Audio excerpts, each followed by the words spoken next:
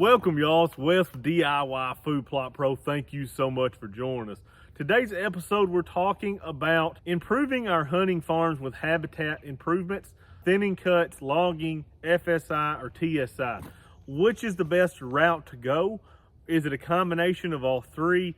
And today we're going to take a deep dive into this and explain some of the benefits of all three of these, which ones that we should be doing to make our properties the very best that they possibly can be. In our part of the world here in Western Kentucky, typically our woods are managed for timber, right? So we're typically looking at large mature timber. What's behind us, mainly white oak, red oak dominated, with also some species of poplar and hickory, things like that. Mainly white oak and red oak. Many times that you go to a property around here, you'll find mature timber. Very, very common. If you don't, it's likely just been harvested.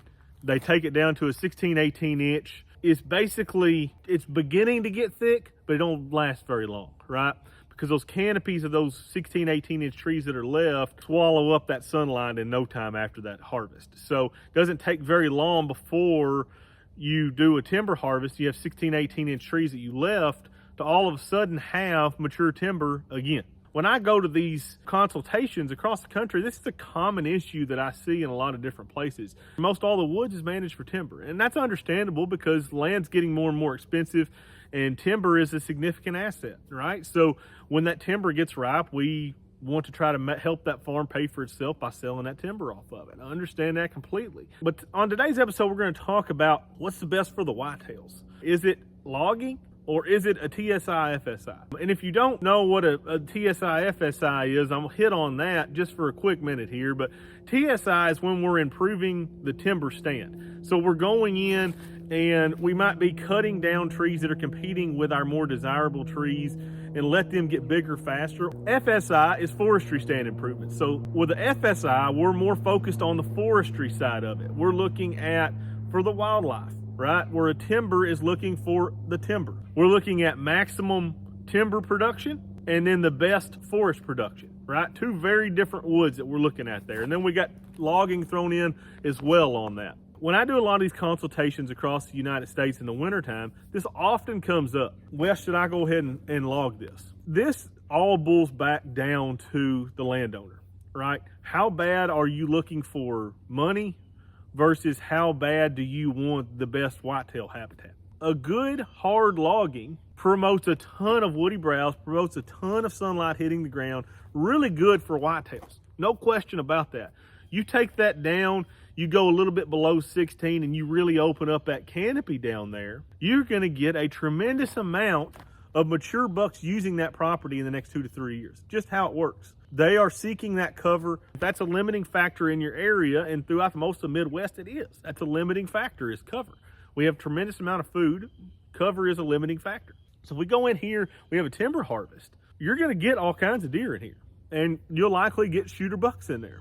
The problem with a big timber harvest across the entire property is it doesn't narrow down movement, right? You've got deer bedding everywhere because all of a sudden you've got bedding cover everywhere. That's what you do with a timber harvest, right? That's why there's so many deer in there, is because the entire property is a bedding area now, which is not all in all a bad thing. But there's a difference between having a lot of deer on your property through the FSI, the TSI improvements, having a lot of deer on your property through logging. Which one's easier to hunt, right? So we can pull deer using either one, whether it's the logging or the FSI, but which one's easier to hunt? That's the question. Now, money definitely comes into this. Let's say you got 300 acres of timber. That's a significant amount of money that can be used for other things. You can maybe buy more acreage. You can use that money for food plot planters or whatever. You can use that stuff to significantly help the property. But it's going to make hunting, especially bow hunting, much more difficult because you have randomized bedding. It's very similar to those areas that you go to that have wide open timber across it and there's no thickets, no thinning cuts anywhere to be found. You have deer randomly bedding everywhere. Not a good thing because you can't access that property. You don't have an idea, okay, these are the bedding areas. I got to stay away from them when I'm accessing so I don't bump all those deer out of there. You can't do that when the entire property is a bed. you're stuck with hunting on the very outside of the property, which is not a bad thing. We encourage that. But on a 300-acre property, you maybe don't have access to one side. That's not the best use of that property, in my opinion, is to be able to hunt as many sides of that property as what you possibly can. And by logging 300-acre property, you just made a 300-acre bedding area, which is wonderful for cover, woody browse, giving those whitetails a lot of food, a lot of cover. You're going to have a lot of big bucks that move in on that property, no question about it. But hunting those deer, it makes it much, much more difficult. Where if we go in, that same 300-acre property, we do thinning cuts or small clusters of clear cuts, all of a sudden now we've defined an area where the deer are going to travel and where they're going to bed at. So we know where that is, and then we leave our areas we're accessing to that big open timber. Because if given a choice, a mature buck is going to bed in thick cover versus wide open timber. I know somebody's going to say, well, my big buck's bed in wide open timber. Well, if they have a choice, they were going to stay near cover. If they don't have a choice and you've got nothing but big open timber around you, they're going to bed where they have to bed. But when given a choice, they will bed in that thicker cover where they have that woody browse for food and they have the cover for the protection. That's just how God made those mature whitetails, any whitetail as far as that goes. That's where they're going to bed at. They're going to bed in the place where they feel the safest, and that's in the thickest cover they can find. When we go in and we do these pockets of clear cuts, we can clearly define where these deer are going to be bedding at, where they're going to be moving through, because we know during the rut, during the pre-rut, these bucks are going to be on their feet and they're going to be checking.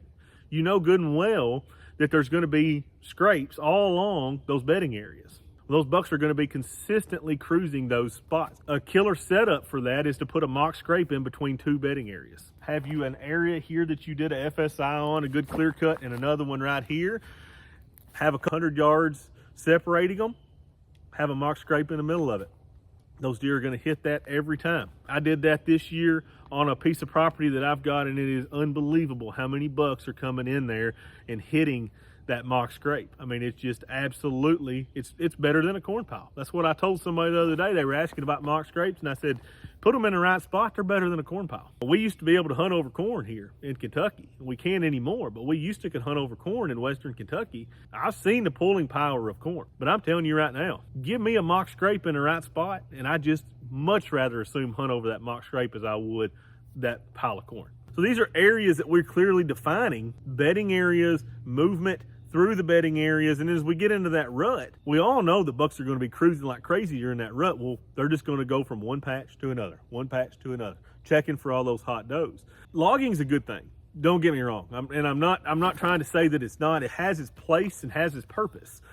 But if you are strictly looking for a whitetail managed property, logging might not be the very best choice to do. And I would much rather have smaller areas of pockets of those clear cuts, those thinning cuts, to force those deer to bed in those areas and to use those areas as travel corridors.